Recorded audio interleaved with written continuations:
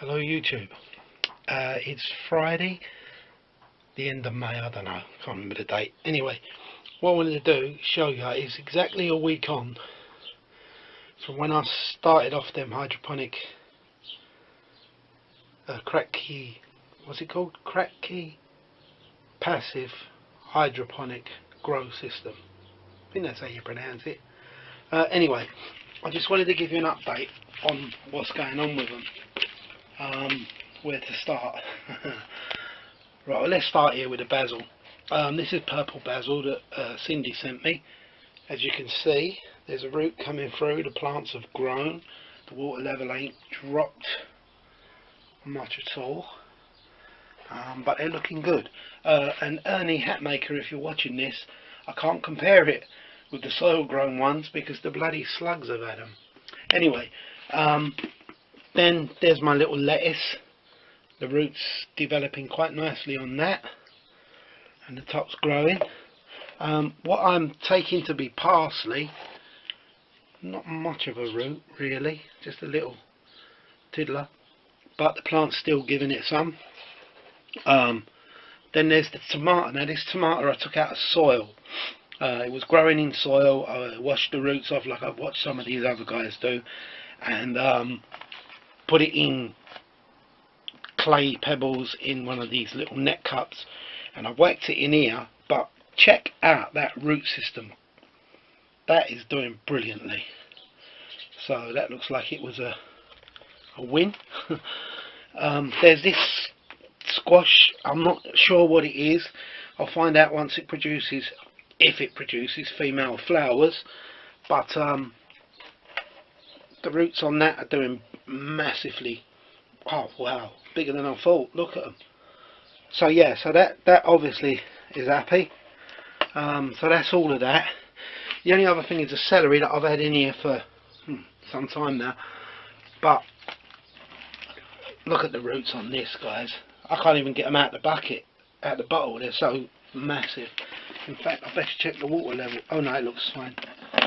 Yeah, so that was worth experimenting with as well. While I'm on the subject of this hydroponic stuff, I just want to give a shout out to my mate. His channel's called Sham's Allotment UK. He's up in the northwest of England somewhere, I don't know where. But he grows hydroponically like I could only ever dream of doing. He's got squash, melons, cucumbers, all actually producing now in like a greenhouse. In the deep water culture hydroponic thing. So if that's your thing, give Sham a check. I'll leave his address in the comments below, you know, in the description, and you can check him out if that's your sort of thing. He's really worth a watch because he don't only do hydroponics, he does like conventional gardening as well. Anyway, while I'm in the greenhouse, just quickly, because I'm about to take all these plants out because it's getting really hot. In fact, it's 33.8 degrees Celsius in here at the minute. But these are the seedlings that are going to need potting on or moving, planting out, whatever. And every morning they get took out and brought in again overnight. And it's becoming too much like hard work. And I don't think we're going to get a frost now. So it's time to start putting them outside.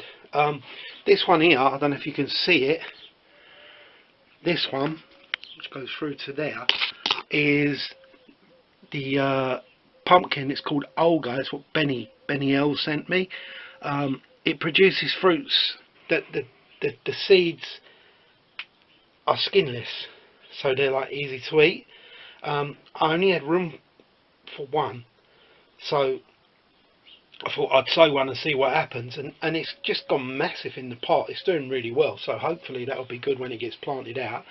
These other two are courgettes. They're a climbing courgette called Shooting Star. I've never heard of them before, but I thought I'd give them a whack. Then there's more tomatoes. I've got tomatoes all over the place and seedlings, and there's my asparagus that Benni L also sent me. Here's my apple trees that I grew from pips. This is American landcress, tastes like watercress. And then I've got tomatoes in pots around the edge of the greenhouse, somewhere there, there, and I already showed you these over here. In that one over there I've got 2. I think they're both Virginia Sweet. I put 2 in because it's a big pot, and to be honest they were growing together in a pot, so I split them, only expecting one to survive, but they look like they're both coming up.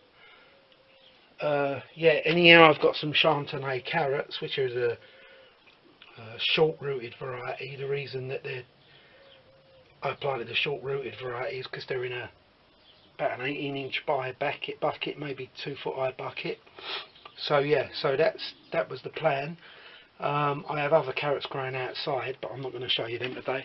Then I got my little chilies. I got 6 chilies that I bought. Cost me they were 6 for £5. It's all various varieties, and I've got one that I grew from seed. I don't even know what variety it is. It's just a random. And also, just quickly, while we're in the greenhouse, I just wanted to show you that I don't only talk companion planting. If you look over there, there's a couple of cucumbers. They're dragon egg cucumbers that Cindy sent me from my Lazy Day garden. In with them I've got nasturtium and marjoram, and also there's a bit of dill growing over the back there, and also just coming through are the radishes. Now the idea is that these plants protect cucumbers, and some protect them, some help them grow, some give them better flavour and all that. So that's how the old companion planting is supposed to work, so I'm doing it. Again, in here I've got some sort of brassicas, a nasturtium, some dill, some marjoram, but the slugs have ate me cucumber out of there, so we'll never know if that worked. And then we go around to the tomatoes. Some of them have basil in, some have got onions, the rest will be getting something later on. Just one more tomato to tell you about. That's this one over here. It's a potato leaf tomato, and that came from my urban garden Mary, and as you can see, Mary, it's doing well. So yeah, so basically that's it. I don't want to take you outside, there's a lot to show, but I've got a lot to do, so just wanted to give you a quick update, and I hope you're all doing well. So I've brought you back. I've been busy. I've had a clear out in the greenhouse.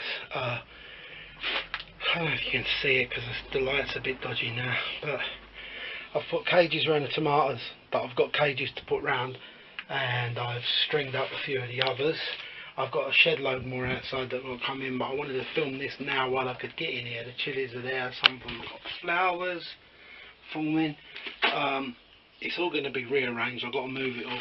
In here I thought this was dead. There's a load of rocket one side and parsley the other, but that looks like it's going to come through. But while we was doing shout outs earlier, I thought I'd mention this just quickly.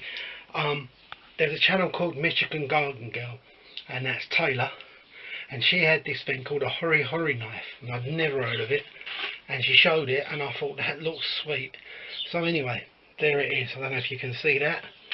It has numbers running up the middle of the blade, which give it like a depth, like if you're planting inch, 2 inch, up to 6 inches or 150 mils.